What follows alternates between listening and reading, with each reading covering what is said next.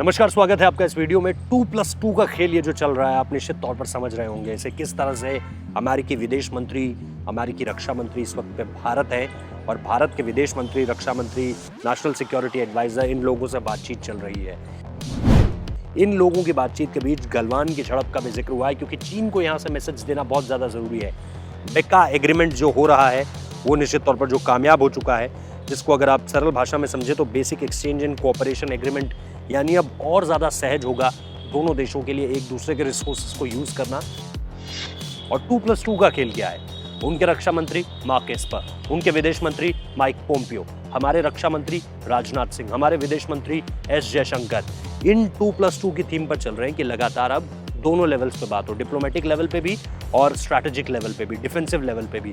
आपको याद होगा कि रक्षा मंत्री के साथ जब हैदराबाद हाउस में कल मुलाकात हो रही थी तो आपके तीनों सेनाओं के प्रमुख वहाँ पर मौजूद थे, chief of defence staff general Bipin Rawat मौजूद थे, और आज सुबह भी जो है वो जो शहीदों की स्मृति चिन्ह है वहाँ पर ये गए थे, और साथ ही साथ मार्क एस्पर और माइक पोम्पियो भी वहाँ पर गए थे, जो कि अमेरिकी रक्षा मंत्री और अमेरिकी विदेश मंत्री हैं।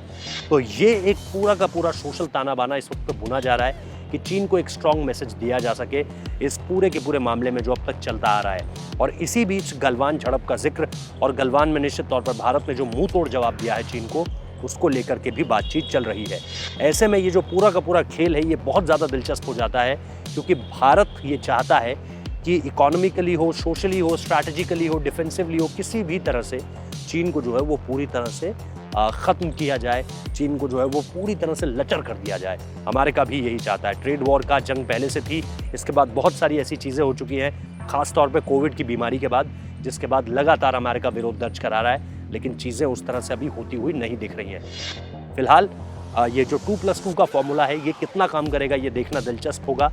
हालांकि चीन पर इसका असर पड़ता हुआ नज़र आ रहा है, क्योंकि इस तरह की मुलाकातें बहुत ज़्यादा नहीं होती हैं। भारत निश्चित तौर पर ऐसी चीज़ों को बहुत ज़्यादा, आपने भारत में ऐसी चीज़ों को नहीं देखा होगा, लेकिन अब जो ये फॉर्मूला है ना कि रक्षा मंत्री और विदेश मंत्री साथ मिलकर दूसरे देश के अपने काउंटर पार्ट से बात कर रहे हैं, और चीन को लेकर के लगातार बहुत अहम है कि क्या बातें हुई होंगी और चीन को लेकर के क्या कदम उठाए जाएंगे, ये भी बहुत दिलचस्प होगा।